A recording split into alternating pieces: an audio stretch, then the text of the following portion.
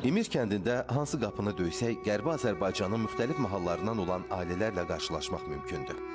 Burada yalnız 1948-ci il deportasiyası zamanı köçürülənlər deyil, müxtəlif dövrlərdə erməni təzyiqləri nəticəsində doğma el obasından sıxışdırılaraq yurdunu tərk etməyə məcbur olan və xüsusilə 1988-ci ilin son deportasiya dalğasında gəlib məskunlaşan insanlar yaşayır.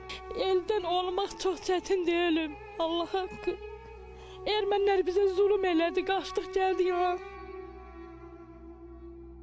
Vətən üçün, Ağbaba üçün darıxırsınız. Bənə, Ermənilər bizi dədirgün saldı, döydülər, qırdılar, batırdılar. Evimizi qoyduq, qaçdıq, yurtdan yuvadan olduq. Marniyolinin İmir kəndində məskunlaşan Əhmədovlar ailəsi də Amasya'nın Öysüz kəndindəndir.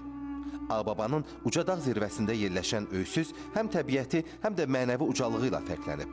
Əhmədovlar ailəsi 1989-cu il aprelin 24-də bu kəndi, Öysüzü deportasiya olunan zaman ən sonda tərk edənlərdən olublar. Əvvəlcə Gürcüstana pənah gətiriblər. Daha sonra Azərbaycana üst tutaraq Daşkəsənin Quşçu kəndində məskunlaşıblar. Gəncədə ev-eşik, güzaran yaradıblar.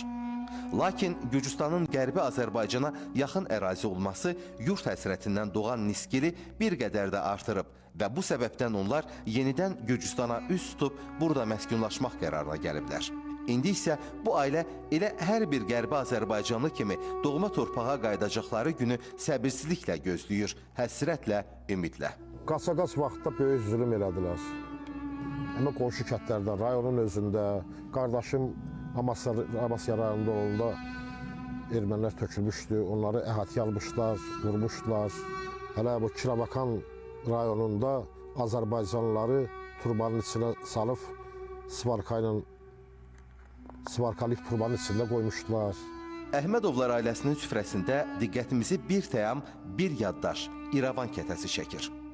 Hər qatında bir xatirə gizlənib, hər dadında isə bir torpağın, Ağbabanın qoxusu yayılır İmirə sanki. Neçə cür kətə pişirirdik, kəndirdə də ayrı pişirirdik, tofrada ayrı pişirirdik. Bu bizim köhnə ədətlərimizdir. Uşaqlara göstəririk, yaddaşlarında qalsın bu. Bu Ağbaba daşıdır. Öysüz kəndindən, Öysüz ziyarətgahından gətirilmiş müqəddəs yadigarlardır ki, illərdir ki, Əhmədovlar ailəsində Yunus kişinin ocağında el kimi, yurt kimi qorunub saxlanılır. Uşaqlara göstərirəm, nəvələrimə göstərirəm ki, biz orada olmuşuq da. İndi siz də bax bunu qoruyub saxlamalısınız. Və bu torpağa geri qayıtmalıyıq. Geri qayıtmalıyıq. Orada yaşamalıyıq, evimizi düzəltməliyik, ev tikməliyik. Ruslan Həsənov, Ruslan Əhmədov, Azərbaycan televiziyasının Gürcüstan bürosu, Marneoli.